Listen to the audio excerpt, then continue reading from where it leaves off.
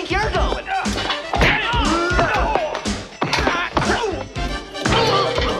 all the way up. All the way up. I'm all the way up. I'm all the way up. Nothing can stop me. I'm all the way up. Exclusive. What up, peeps? It's your boy Jair K Drip Mode, and welcome back to my channel. This is your boy Drip Mode, and for those that haven't been in my channel, I am Drip Mode, and this channel is all about dial building, custom builds, action figures, anything about toys related, but really mainly is creating dioramas. So for those that are new to my channel, go on my channel, binge watch all my videos. There's tons for you guys to catch up on, and for those that have been following me, welcome back. I miss you guys, and yes, I'm back at it, right?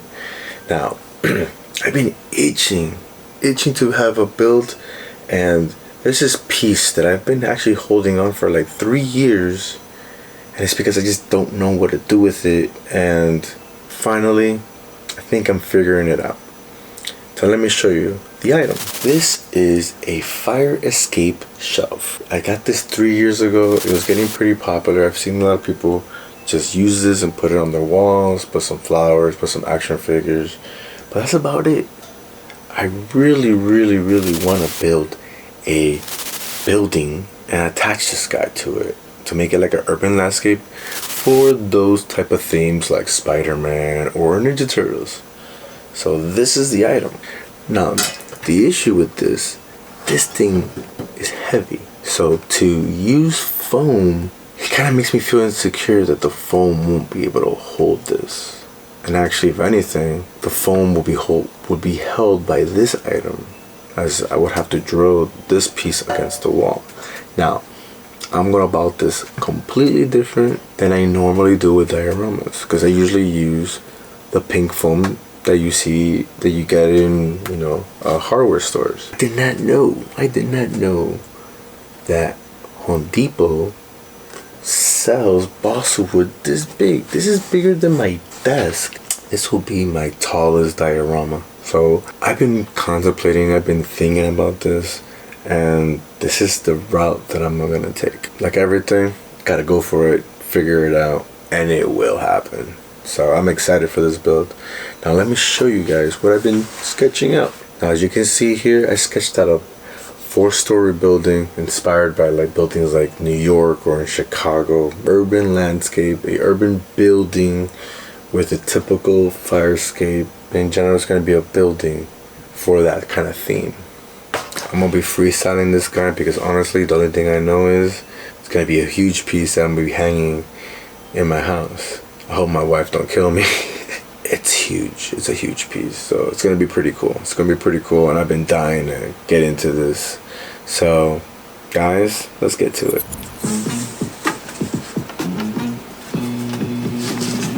Look how big this piece is. This is humongous. It's almost the size of me. I'm 5'6". What am I signing myself up for? Alright guys, so here is the drawing. This is what I am basing this diorama from, and here I'm going to show you some of my inspiration. It's coming from here in Pinterest. I'm looking at different dioramas. As you know, building dioramas are not anything brand new. A lot of people build urban landscapes, but I'm building this at 1/12 scale, so it's going to be the size for the Ninja Turtles. So I'm going to be using these windows. I'm going to have 4, 8, 12 windows, and then the fire escape. It's going to be interesting because I'm going to be doing a mixture of not just balsa wood but also foam to build the bricks, to build the details. So with foam, I could attach the foam to the balsa wood and hopefully get the same outcome. As I bought this one in Home Depot, it is a little bit thicker, but it's doable. I was able to cut out this first with just an X-Acto knife. It took a couple of rounds, but I made it happen, and it fits perfect. Do I want this to be the outcome? I don't know yet, because I am gonna be putting layers of foam on top of it to create the textures.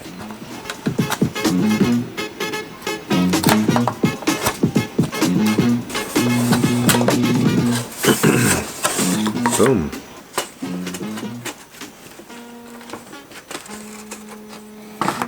A lot of cutting here, a lot of windows. One of the reasons for this balsa wood decision is because I want to hang this fire escape onto the dial, not onto the wall. So I need something strong because this is a heavy metal piece. So luckily this provides the brackets for me to screw it.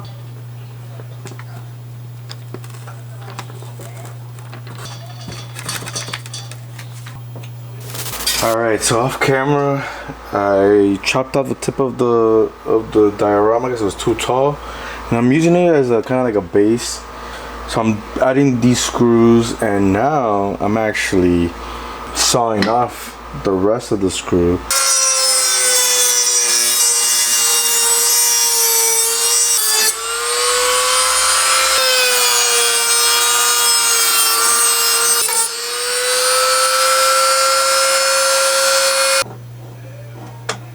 It's a heavy piece, probably one of my heaviest diorama. And now we're gonna get into the details with the bricks. Alright, I got my foam cutter, so I'm gonna start cutting up thin slabs, and I'm actually gonna do the same thing I did with the gold diorama, where I'm gonna lay out all the bricks by hand just to get that natural effect.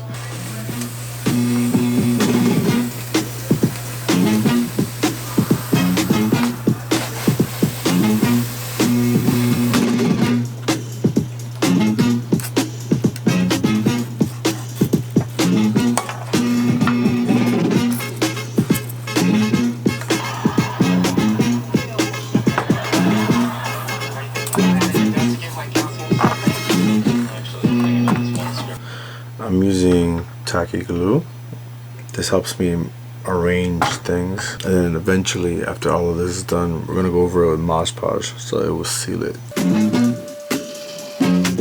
I can spread the gaps a little bit, and there you have it, 2 rows of bricks, and I gotta do this whole thing.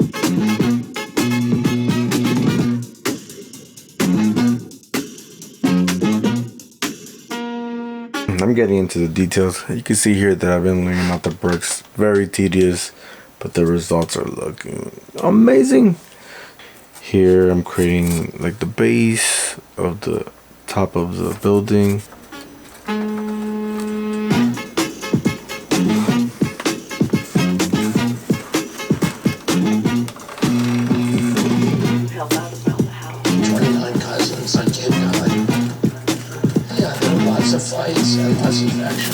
Alright, so currently we're still working on the bottom of the building. The rest of the building is already bricked out. Got this staircase going right here, and front door gates that you just pull down.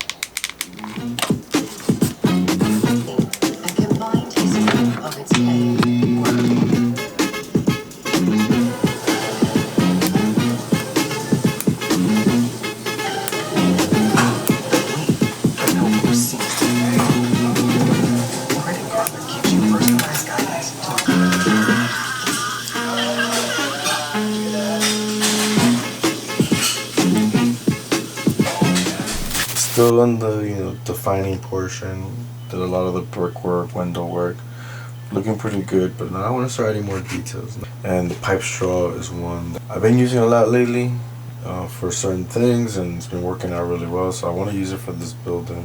You guys can get this at Amazon. The DIY pipe straws, they're really fun. Yeah, I'm thinking about creating like a drainage system here where when it rains, that's where the water kind of travels through. Alright, I think I have everything assembled. This is really organic, so I got the foundations already out the way. Next thing I'm gonna do is just prime it. Just prime it and then see how it comes out. Then we start adding the details with painting and seeing what other elements are missing. Okay, so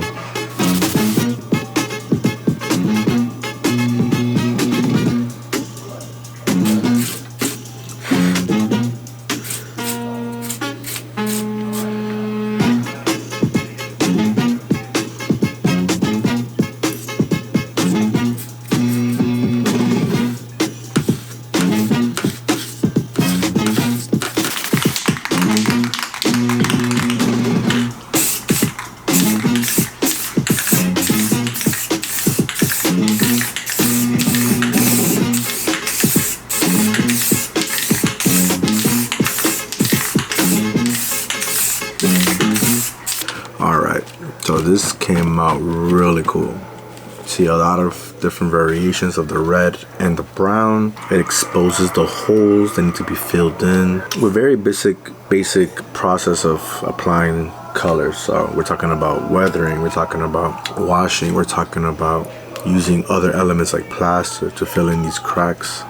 So this is a great baseline, warm buff, and we're gonna dry brush first.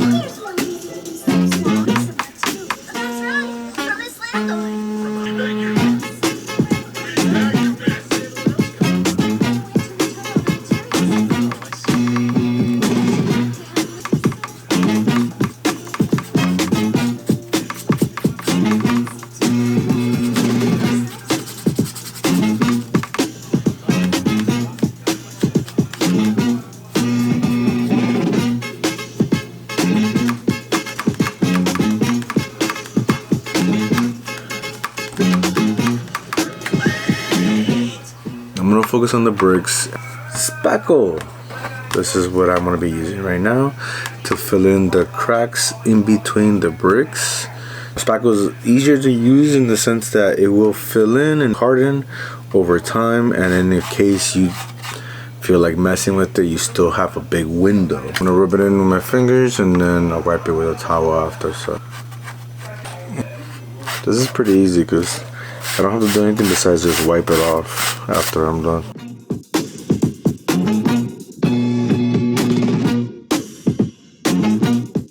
You can see off the bat the difference, right? So it's a choice, right? This could be a nice touch. And again, I'm not even done. I'm definitely digging this.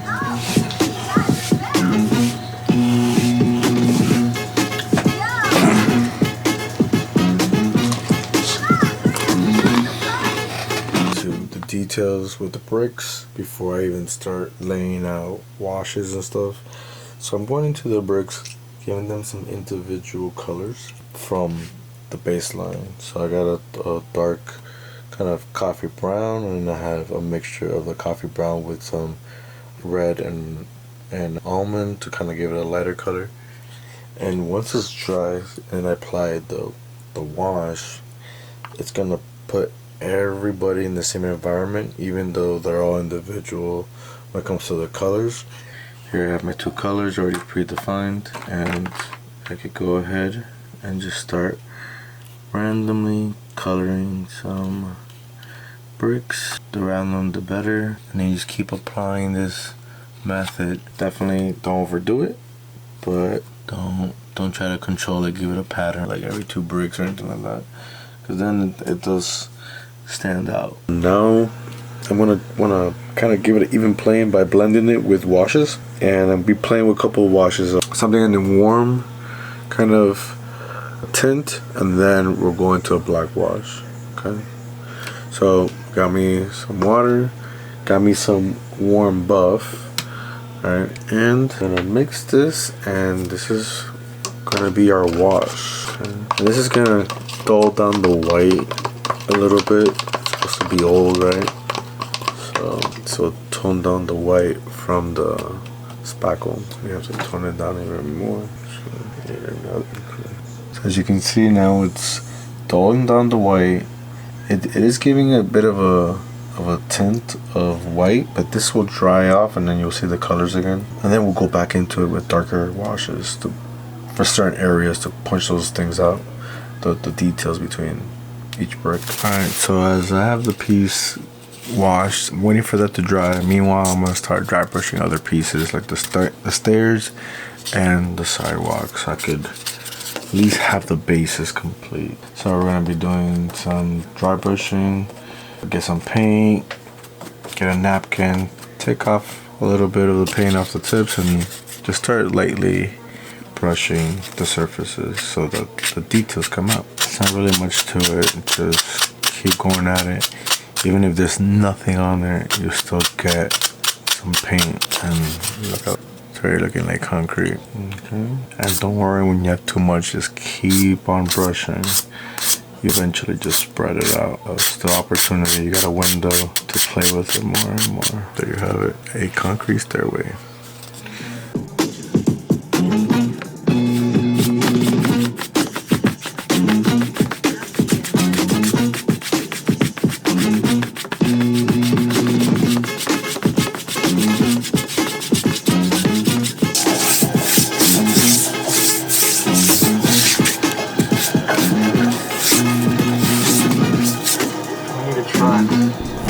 Alright, next is the pipes. It's pretty simple. We're gonna be doing some dry brushing, right, of some type of metallic color, right? I'm gonna be using silver. And then once I apply that, I'm gonna wash it with some browns and warm it up. So that's the goal here, right?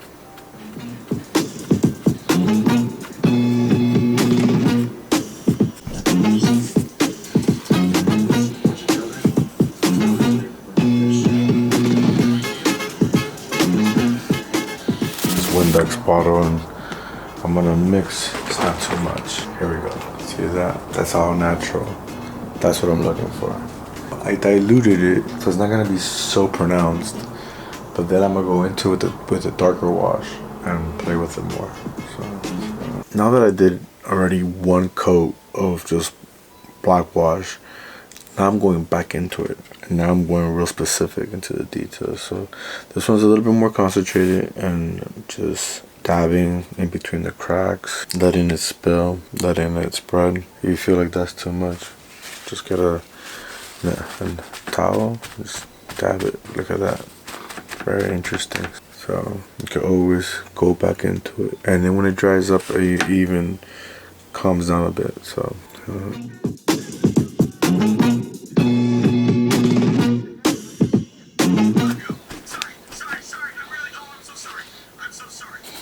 so you see I'm spreading. I'm leaving the concentrated areas alone like this, but I can still make the edges bleed, right? I can spread it. It's like when it dries, it blends and it's not completely concentrated. But you can do that. And then again, you can start pulling. So you just get a napkin and you pull off a little bit just to calm it down. And you get this really cool mixture here going on. And that's what I'm trying to get here. It's like, this is an old building. The walls are dirty, right? And I'm gonna layer this with like posters and stuff like that. So trying to get as much and layers in here before we start getting into the details.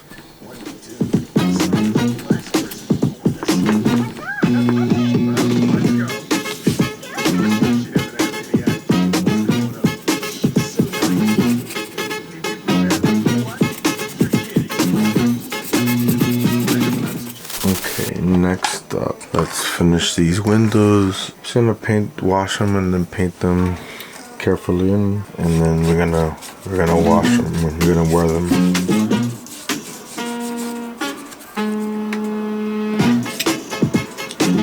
Created kind of a stencil for the windows to help me do the weathering without getting it on the actual wall. And again, use warm buff. Get a brush, get a napkin, dab a little bit off, and let's go to town. And don't worry about the windows, we could clean that with rubbing alcohol and a Q-tip. And there you have it. There you have it. You can always go back, add some layers, and have fun with it. Oh. I just gotta get myself.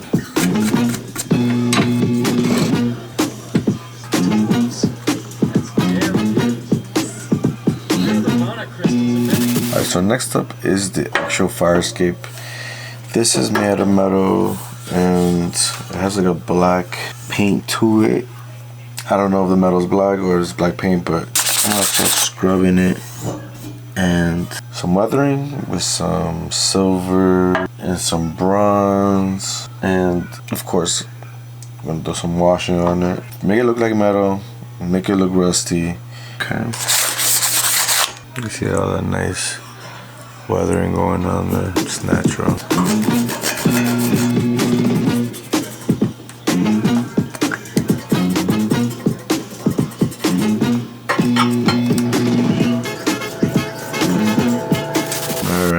next up is this door. Got some details. I'm playing around with balsa wood to see if I can get some of the details in here.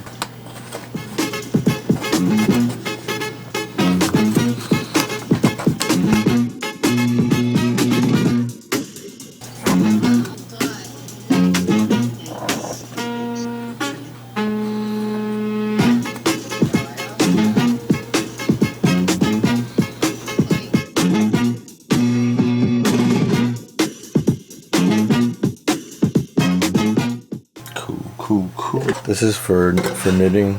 Uses in many different dioramas. Look great because it's flexible. And they're $1 at Michael's or Hobby Lobby. Alright, I'm gonna cut a piece. I think that would be pretty cool.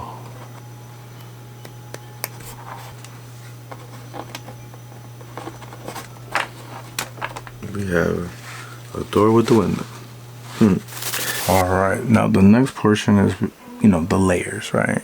Like, we got a great baseline going on here. I mean, you could practically say this is finished, right? But you gotta add some characteristics, add the grime, the age, where is it from, where are we at? This is gonna be like New York, and it's old and grimy and rainy, and I'm gonna start messing around with the floor, give it the stains, add some dirt. I'm gonna start, and I'm using things around the house, like some dirt from my front lawn.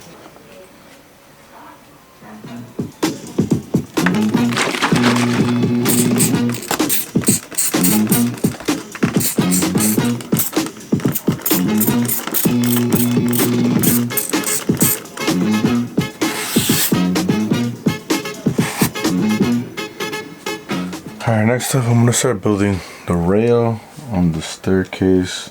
Have these pipe straws. I could use these, I could bend them and get a result like this. I did this off camera, and I'm gonna just put this like that. I'll put another one on this side, and then that would add to the details of this staircase right here. Right. So just gonna burn it.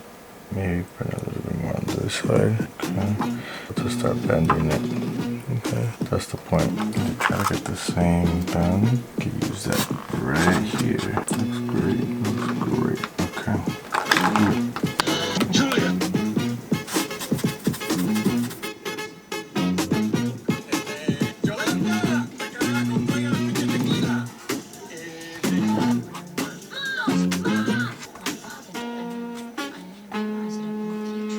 Alright, this is coming out dope. I'm feeling I'm liking what I'm seeing here, right? And I started getting excited, started throwing accessories I have already just to kind of add to the scene. I want to say it's almost done, right? Looks pretty good. But you know we're gonna get into the graffiti and get into posters and stickers and whatnot, right? I'm not gonna go too crazy because I also wanna not take away from, you know, from this right here, because this right here itself is just beautiful, right? Some graffiti, some posters, some bodega signs over here, right? And this would look perfect.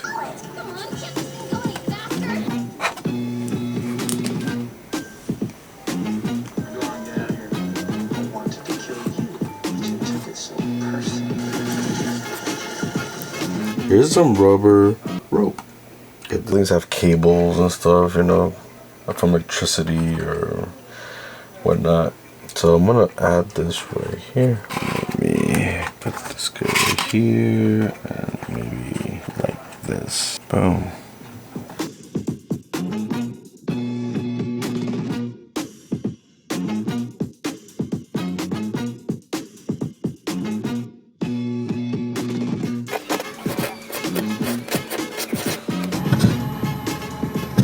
These are some vintage signages. Adds more character to the whole scene, right?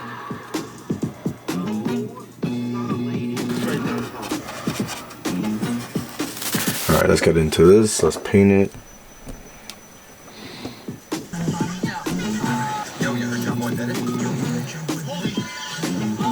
Alright, let's do some dry brushing on this guy.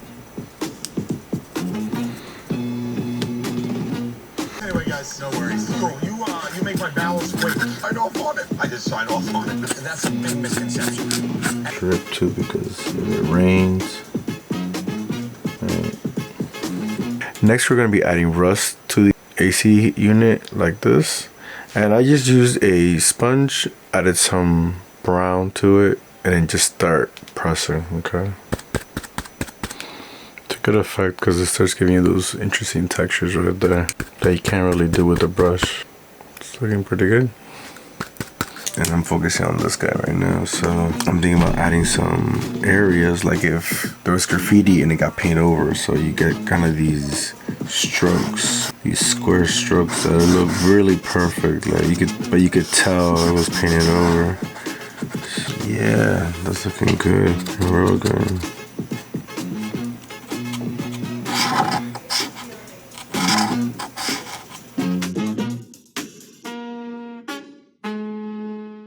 Alright, and the final touch, I'm gonna add some posters. So I want to use Ninja Turtle references, so I'm gonna use Critters and the Empire Strikes Back, and start doing graffiti on top of it, rip it, make it just look really old. Let's add some brush using my fingers just to kind of try to get in there. Okay, let's let that dry.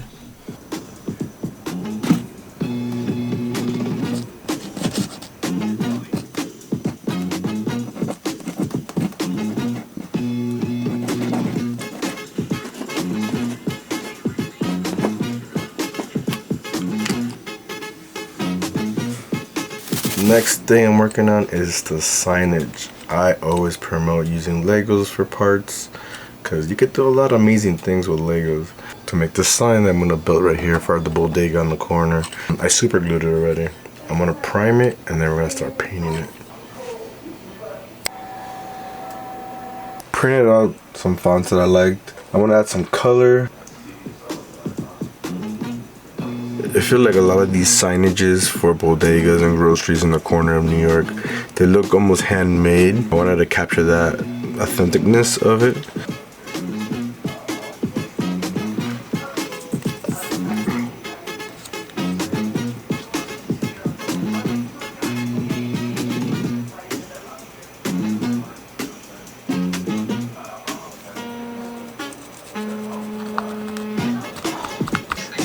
How about, so let's add it 2 with that. Gotta add a wash. Like that shows the age of the buildings. Alright, working on some final details. On this side, I'm exposing the interior because I want this to look like it actually broke. So I'm gonna expose the light inside of it. So I gotta cut these.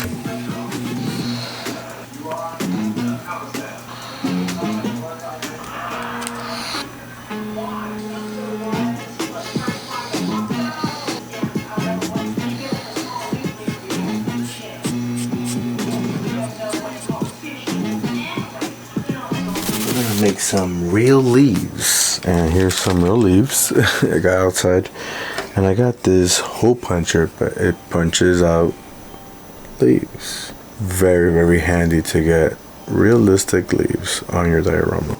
Get some leaves, insert it. Have a pretty good amount right there. Come on, I'm just gonna.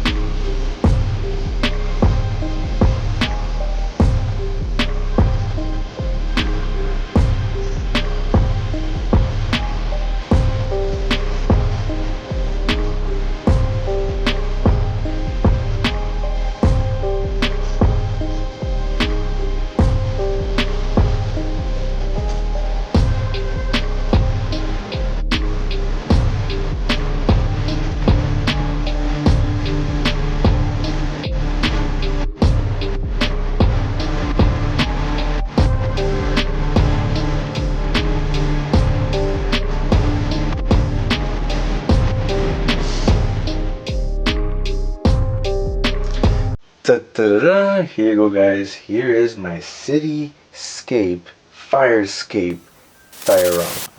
Now, this is not a unique build. This is, people are already doing these kind of dioramas with this accessory, but I haven't seen anybody take it to this limit, so I took a stab at it, and here it is. It took some time. Actually, could have got this build done in a month, but with the holidays coming in, November, December, it slowed me down a bit, and I really wanted to get this piece done, especially that it's a huge piece in my cave, and this is supposed to be a piece on the wall in my den. Now, things I want to express in this build, I actually incorporate every single type of advice that I've expressed in this channel into this diorama, and working on things very unconventional. So this piece is by itself really heavy, so you can just hang it, and this piece tends to hold the foam. I really didn't trust that, so I used that balsa base and then added the foam on top. It was definitely a different approach. It was great to take it to this limit. Other things to mention, I was inspired by the original Ninja Turtle movie. I did take some references. It's not a hybrid replica of that scene at the end where the turtles are going to the rooftop to fight Shredder, but it definitely inspired me. I made that as my kind of like my base, but then I started just adding my own details, especially that I have a lot of accessories and things that I want to utilize, so I add them into this diorama. I thought it was appropriate for this diorama. I really wanted to maximize, you know, the space in this diorama so I could add as many configurations as I can. So there's 2, 4, 6, 8, 10, 11 figures here. So this actually really occupies this diorama, and it frees up one of my shelves so I can do some other things. But yeah, guys, here it is. Here's everything that I could express to you, including Legos. You guys know I love Legos. I love using Legos for dioramas. I know a lot of people that do 3D printing, and you guys can use that for this, and it's gonna be amazing. It's just that I want to make sure I could promote that you could use things around the house to make these type of creations. I'm using Legos. They're cheap. So you can buy accessories and stuff like that. So like the signage is a Lego piece. Other things that I think were just different is I actually added curtains to the windows. That was a different touch. And then other than that, that's it. Right, that's it. And it's crazy that with all the tiny little accessories, you're really adding characteristics to this world. So I don't know what I'm gonna call this. What the Fire Escape Cityscape Diorama, the Cityscape Diorama. You guys call it whatever you want, but it's a representation of the New York cityscape with the fire escape, and I'm using the Ninja Turtles as my actors here. Alright guys, well guys, thank you for watching. For those that are watching, thank you for coming back. I know I've been in my head for a while. I was just busy, holidays, being a dad, all that good stuff. So, but I'm still creating. As you can see, I am still creating, and this is the latest one and the beginning of 2026. So hope you guys enjoy this. Happy New Year's, happy 2026. And for those, just please hit that like button, write a comment, and if you haven't yet, you should be hitting that subscribe button. And I'll see you guys later. Peace. I'm all the way up.